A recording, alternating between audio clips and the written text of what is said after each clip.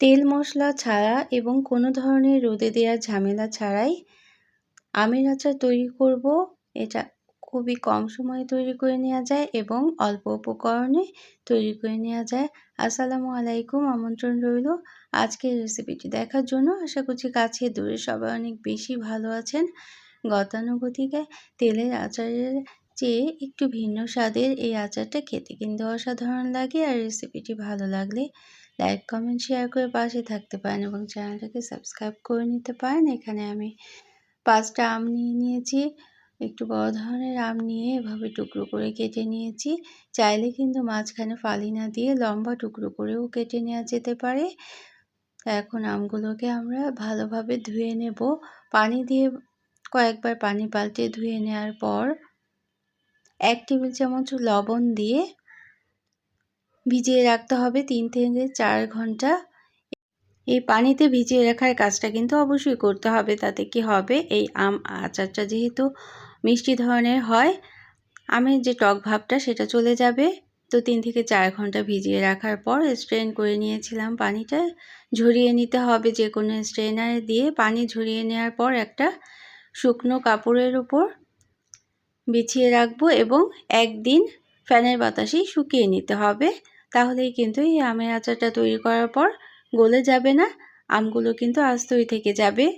তো সম্পূর্ণ একদিন শুকনো কাপড়ের উপর ফ্যানের বাতাসে এভাবে ভিজিয়ে নেওয়ার পর আমগুলোর কালারটাও চেঞ্জ হয়ে গিয়েছে, যেহেতু অনেকটাই শুকনো শুকনো হয়ে গিয়েছে। এজন্য এখন আমরা এই আম দিয়েই আচার তৈরি করব।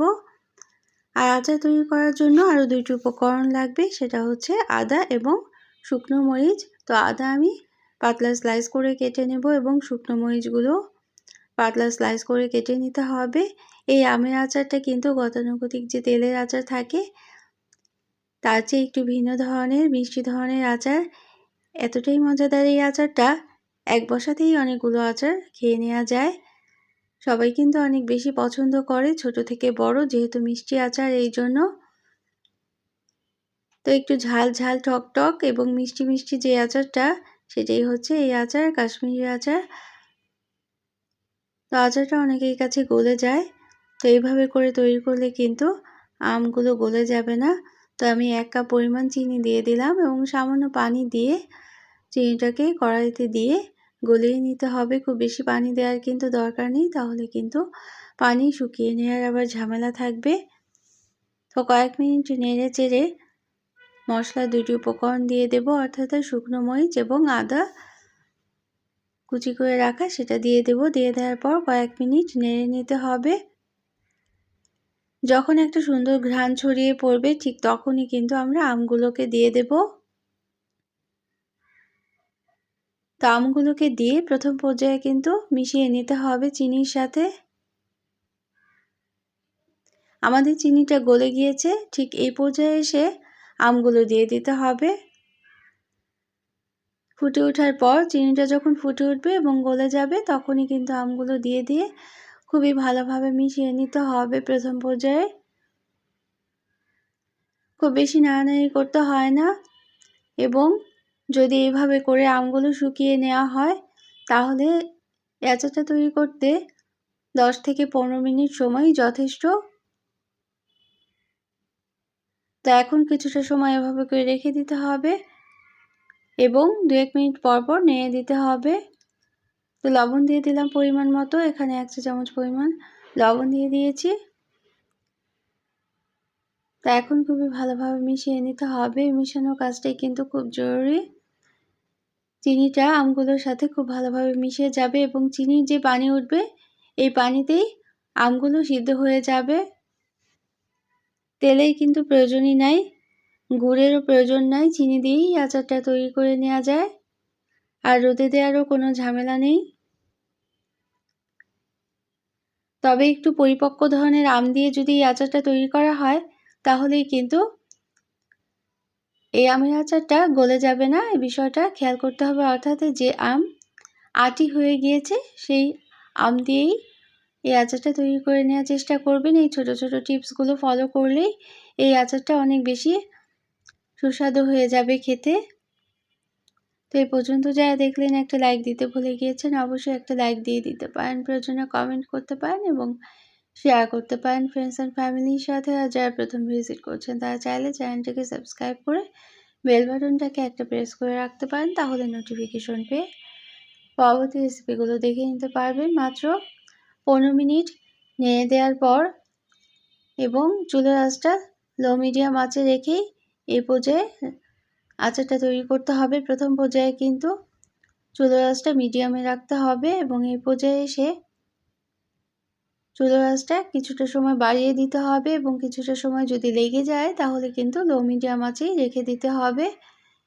কিছুটা সময় পরপর নেড়ে দিতে হবে, আর যদি নাড়া না যায় তাহলে কিন্তু কড়াইটা ঘুরিয়ে ঘুরিয়ে দিতে হবে। খুব বেশি নাড়তে গেলে কিন্তু এই আচারটা ভেঙে যাওয়ার সম্ভাবনা থাকে, এই জন্য খুব বেশি নাড়তেও হয় না। কিছুক্ষণ পরপর কড়াইটা ঘুরিয়ে দিতে হবে যাতে নিচে লেগে না যায়।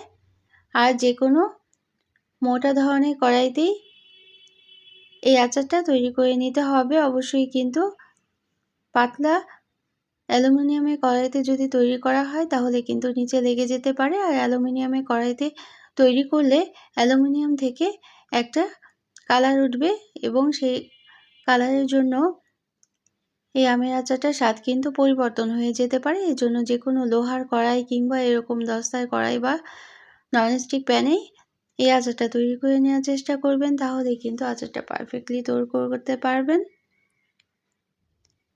তো এভাবে 10 থেকে 15 মিনিট রান্না করে নেওয়ার পর আমাদের আচারটা কিন্তু অনেকটাই তৈরি হয়ে গিয়েছে এবং কালারটা চেঞ্জ হয়ে গিয়েছে আমের।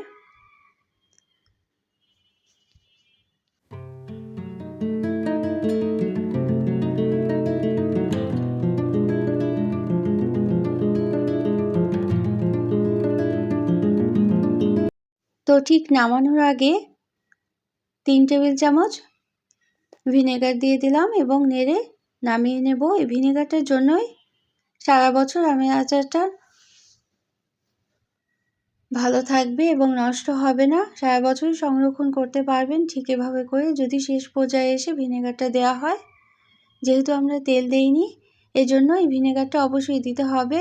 মাত্র 4 থেকে 5টি উপকরণেই আচারটা তৈরি করে নেওয়া যায়। তো আমি এই আচারটাকে প্রথমে একটা সার্ভিং ডিশে ঢেলে নিচ্ছি এবং ঠান্ডা করে নিতে হবে। ঠান্ডা করে নেওয়ার পর একটা এয়ারটাইট বয়মে রেখে সংরক্ষণ করতে হবে এবং বয়মটা খুব ভালোভাবে মুছে নিতে হবে।